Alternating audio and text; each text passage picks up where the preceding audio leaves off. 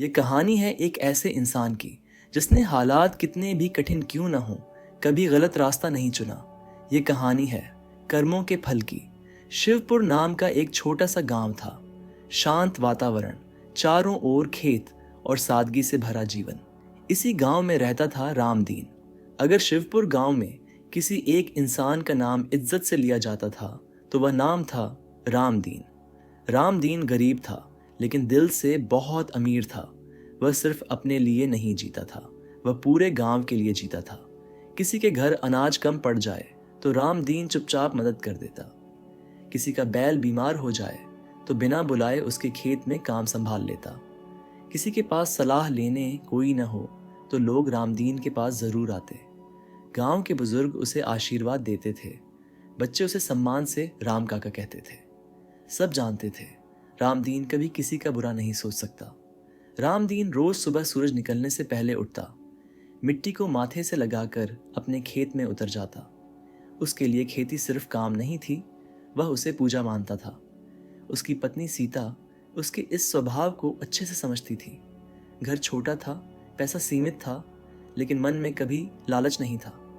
उनका बेटा मोहन यही देखकर बड़ा हो रहा था कि इंसान की पहचान उसकी कमाई से नहीं, उसके कर्मों से होती है। लेकिन उसी गांव में एक ऐसा इंसान भी रहता था जिसे रामदीन की अच्छाई कमजोरी लगती थी। उसका नाम था हरिप्रसाद। हरिप्रसाद अमीर था लेकिन अकेला था। उसके पास पैसा था लेकिन कोई अपना नहीं था। वह दूसरों को धोखा देकर आगे बढ़ा था और उसे इसी पर घमंड था। जहां रामदीन को लोग सम्मान देते थे वहीं हरिप्रसाद से लोग डरते थे। इज्जत और डर में बस यही फर्क होता है। फिर एक साल गांव की किस्मत ने करवट ली। भयानक सूखा पड़ा, खेत सूख गए, अनाज खत्म होने लगा। लोगों के चेहरे पर डर साफ दिखने लगा। रामदीन के घर की हालत भी खराब थी, लेकिन तब भी उसने किसी से शिकायत नहीं की।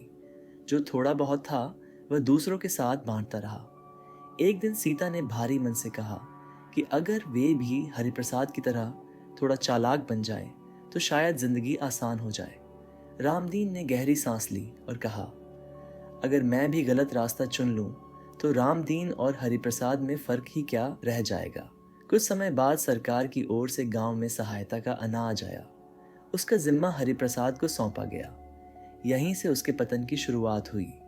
हरिप्रसाद ने गरीबों का अनाज छुपा लिया, नामों की सूची बदल दी और अपने घर भर लिए। जब रामदीन की बारी आई तो उसे पूरा अनाज नहीं मिला। गांव वालों को गुस्सा आया, लेकिन रामदीन ने सबको रोक दिया। उसने बस इतना कहा, जो करेगा उसी का फल पाएगा। रामदीन शहर चला गया, मजदूरी करने लगा।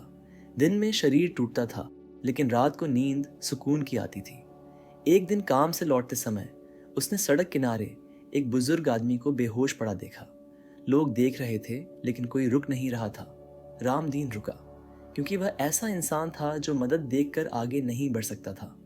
उसने बुजुर्ग को उठाया, पानी पिलाया और अस्पताल पहुंचाया। बाद में पता चला कि वह बुजुर्ग शेखर वर्मा थे, एक बड़े उद्योगपति। होश में आने के बाद शेखर वर्मा ने कहा, तुमने मेरी जान बचाई है, बताओ मैं तुम्हारे लिए क्या कर सकता हूँ। रामदीन ने वही कहा जो एक सच्चा इंसान कहता है, मुझे कुछ नहीं चाहिए, बस आप ठीक रहें। यहीं से रामदीन की किस्मत नहीं, उसके कर्म बोले। शेखर वर्मा ने उसे अपनी फैक्ट्री में स्थायी काम दिलवाया और मोहन की पढ़ाई की जिम्मेदारी ली। उधर हरिप्रसाद का सच अब छुपा नहीं रह पाया। जांच हुई, पुलिस आई और एक दिन वह सबके सामने गिरफ्तार हो गया। जिस गांव में वह डर पैदा करता था, आज वही गांव चुपचाप उसका पतन देख रहा था। समय बीता, मोहन अफसर बना और रामदीन फिर से गांव लौटा। लेकिन इस बार वह सिर्फ किसान नहीं था, वह उदाहरण बन चुका था। मोहन ने एक दिन पूछा, बाबा, अगर आपने उस समय गलत रास्ता चुना होता तो क्या होता। रामदीन मुस्कुराया और बोला, बेटा, इंसान चाहे कितना भी चालाक हो जाए, कर्म उससे ज्यादा चालाक होते हैं। यह मत समझना कि कर्मों का फल तुरंत मिलता है, लेकिन जब मिलता है तो ऐसा मिलता है कि इंसान जिंदगी भर याद रखता है। और यही है कर्मों का फल।